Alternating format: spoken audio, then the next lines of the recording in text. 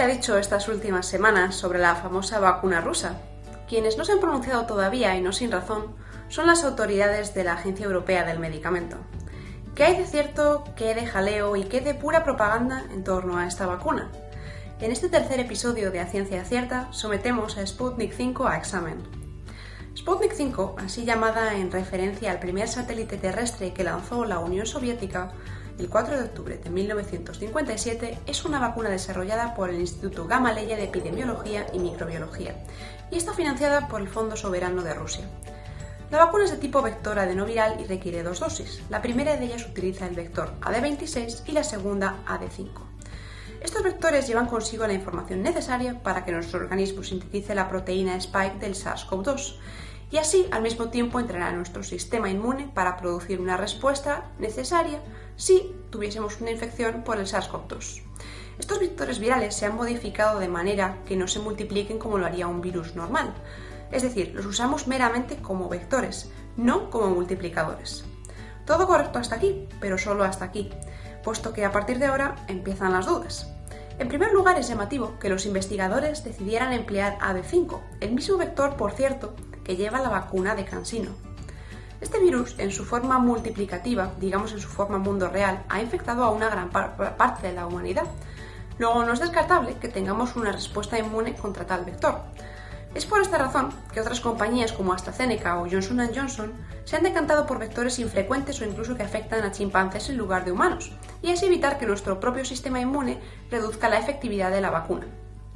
En segundo lugar, está el asunto de modificar el vector viral de manera que no pueda multiplicarse tras ser inyectado en el organismo. Está más que perfectamente descrito, y no es un secreto para ningún científico del ramo, que eliminar la capacidad multiplicativa es relativamente sencillo. Lo esencial es asegurarse de que has conseguido esa misión y que efectivamente no se multiplica. Hay varios ensayos que pueden realizarse de manera casi rutinaria para comprobar que tal es el caso. ¿Cuál fue la sorpresa de la comunidad científica cuando recibimos la semana pasada los resultados del estudio sobre la posible aprobación en Brasil?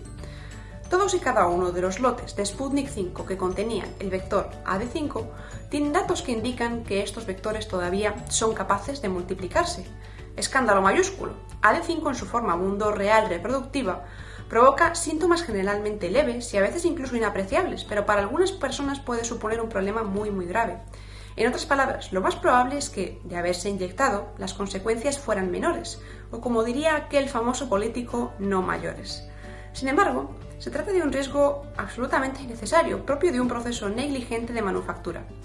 Fundamentalmente, el problema es la falta de control de calidad. Habría sido aceptable si Gamaleya se hubiera decidido a desarrollar una vacuna de tipo virus inactivado, aun con capacidad de replicarse, pero se decidieron, con acierto en mi opinión, por la opción no replicativa. Lo que no tiene un pase es una mezcla indefinida y variable de virus multiplicativos y no multiplicativos un poco a la buena de Dios. Si el reto de la vacuna rusa era conseguir la aprobación de las agencias internacionales del medicamento, aún no lo ha conseguido.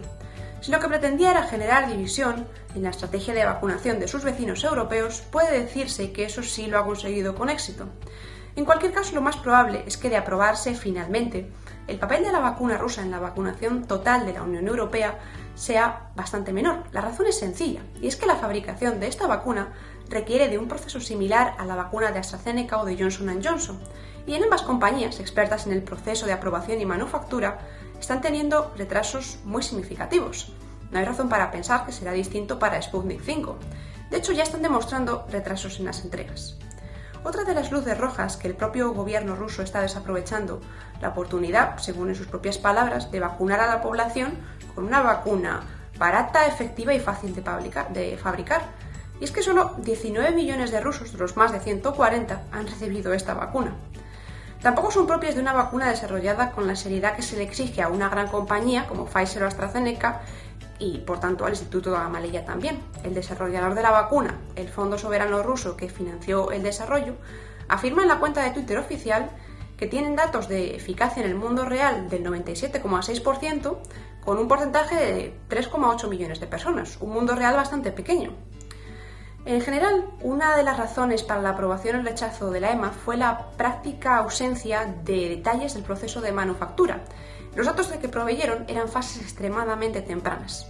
Asimismo, se condujeron los ensayos clínicos pero no se ha evaluado del todo si estos han seguido la recomendación ética correspondiente, puesto que se realizaron empleando soldados y no se sabe si estos estaban de acuerdo en participar en el ensayo clínico de manera voluntaria.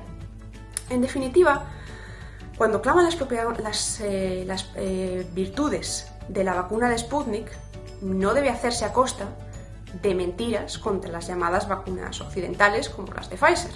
Hasta la fecha, dentro de la Unión Europea, solo Hungría y Eslovaquia han comprado dosis de Sputnik 5, pero solo las ha empleado Hungría. En el caso de Eslovaquia, la Agencia del Medicamento local reparó en que las primeras 200.000 dosis de Sputnik tenían un perfil de datos distinto en cuanto a la manufactura de aquellos publicados en la revista The Lancet. Esto no era un detalle aquí y allá, sino que es que la formulación era completamente distinta. Luego, si esto es cierto, es sencillamente un atropello.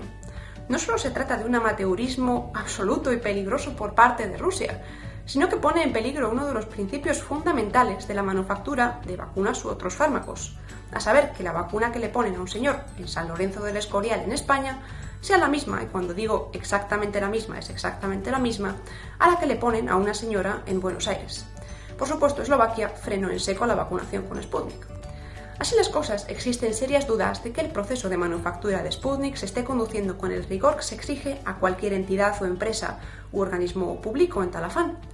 Además, deberían considerarse por lo menos estos asuntos de importancia capital en los retrasos de manufactura, pues estos van a llegar, y el proceso, si bien mejor desarrollado, es esencialmente muy parecido al que llevan a cabo otras compañías. En resumen, puede ser que el Instituto Gamaleya haya sido capaz de desarrollar una vacuna razonablemente efectiva con unos costes moderados, pero el descontrol absoluto en la manufactura y las toneladas de propaganda pueden acabar destruyendo una vacuna que nació para acabar, o al menos para contribuir a acabar con la COVID-19 en el mundo entero.